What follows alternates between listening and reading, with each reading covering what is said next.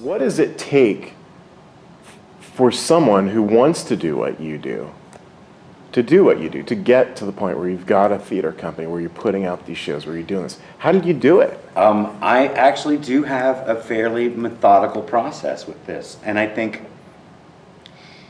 if I want something, and we'll take it with the company, for example, or travel, or work in different cities, or whatever it may be.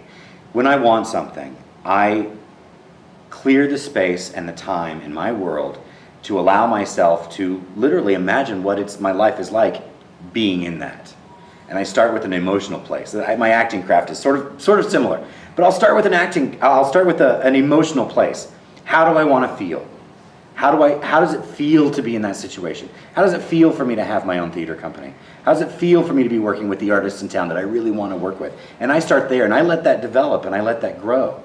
And then I also structure my life in a way. One of the best pieces of advice any life coach could have ever given me was, live your life as if you're there now.